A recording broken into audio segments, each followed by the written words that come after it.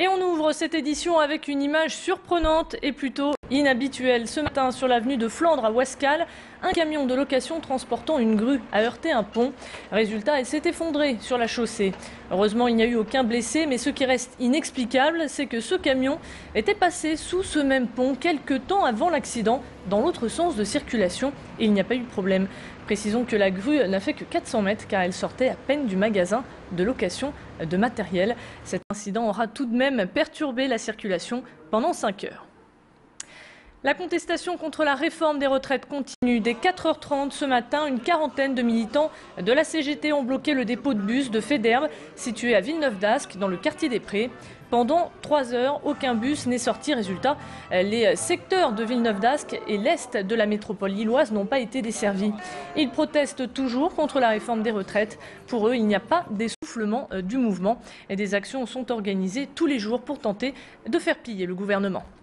On s'aperçoit que petit à petit, les petites entreprises commencent à sortir. Là, on est ce matin devant le siège de Transpol et les salariés ont déposé un préavis de grève qui commence dès demain avec des heures de grève reconductibles tous les jours. Donc on voit que les entreprises du privé commencent à sortir.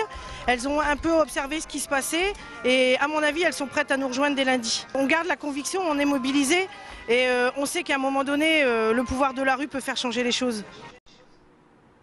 Et après ces 3 heures de manifestation, les syndicalistes ont levé le blocage. La police sur place n'est pas intervenue. La circulation des bus a donc pu reprendre. Les manifestants ont ensuite pris la direction d'Halluin pour se rendre au comité départemental où ils décideront de la suite du mouvement. Je vous rappelle que la prochaine journée d'action nationale aura lieu samedi. On va parler justice. Le procureur convoque les prévenus désormais par SMS. Une première en France. Pour le moment, cette initiative ne s'applique que pour les procédures de plaidé coupable, mais le dispositif pourrait bien s'étendre à d'autres audiences. Le prévenu recevra donc par SMS la date et l'heure de son audience et sera également rappelé de venir avec un avocat. L'objectif principal étant d'améliorer l'efficacité judiciaire. À l'origine de cette idée, on retrouve Éric Vaillant, le procureur de la République de Douai. J'ai eu l'idée de leur envoyer un SMS quelques jours avant l'audience pour leur dire « Nous vous rappelons qu'il y a l'audience, nous vous rappelons que l'avocat est obligatoire » et dans ce SMS, on leur donne le numéro de téléphone de la maison de l'avocat pour qu'ils appellent l'avocat et fassent le nécessaire. Ce qui nous permet, nous, donc d'avoir les prévenus présents à l'audience avec leur avocat et ce qui évite des maniements de dossiers et des reconvocations, ce qui nous permet donc de gagner du temps. À Lille, la série de braquages dans les pharmacies continue. Mardi soir, c'est celle de la rue Esquermoise qui en a fait les frais. Le mode opératoire est toujours le même. Peu avant la fermeture de l'officine, un homme entre seul et menace les employés avec un cutter avant de repartir avec la caisse. Il semblerait que le voleur ne s'intéresse pas aux médicaments, mais plutôt au contenu de la recette du jour. En une semaine, c'est 5 pharmacies qui se sont faites braquer. La sûreté urbaine de Lille a ouvert une enquête. Explication. Ce sont des établissements moins sécurisés que d'autres commerces. Il y a très peu d'officines avec un vigile ou une sécurité privée. Bon, en général, c'est un personnel féminin. Les pharmacies ferment relativement tardivement. Donc c'est, j'ai envie de dire, une proie facile pour certains délinquants. On va parler sport à présent. Le LOSC est bien arrivé à Sofia en Bulgarie. Ce soir, ils seront sur la pelouse bulgare pour leur 4e match de poule de Ligue Europa.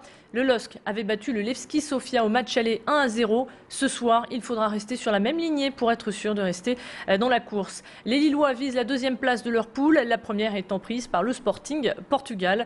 Malade, Hermson est resté à Lille pour le remplacer. Rudy Garcia a fait appel à Jerry Vandam. Coup d'envoi du match ce soir à 19h. Du basket féminin, victoire pour les filles de l'ESBVA face aux Portugaises de Coimbra en Eurocup. 2e match européen pour les filles et 2e victoire. En première mi-temps, elles menaient 17-0 mais ont été très vite rattrapées, ce qui n'empêchera pas la victoire des Françaises avec un score final de 85-60. Si les filles continuent sur cette voie, une qualification pour les 16e de finale ne serait pas impossible. Il faudra pour cela déjà battre les Belges de Bruxelles. Ce sera mercredi prochain. Je vous propose d'écouter à présent le coach. Il nous fait le film du match et revient sur l'agressivité des filles en 2e mi-temps. C'est ça le jeu. Quand on mène comme ça et puis qu'on démarre bien, souvent le danger c'est on se relâche quoi. Et ça s'est vu que contre une équipe comme ça, elles sont revenues. Et donc en deuxième mi-temps, je pense qu'on a plus durci notre jeu sur le plan défensif. Moi, je retiens l'engagement qu'il y a eu en deuxième mi-temps. Cette agressivité-là qu'il faut qu'on maintienne régulièrement. Et puis, c'est un de nos objectifs de passer au second tour. Donc on est bien parti, mais c'est pas fini. Il n'y a rien de fait encore.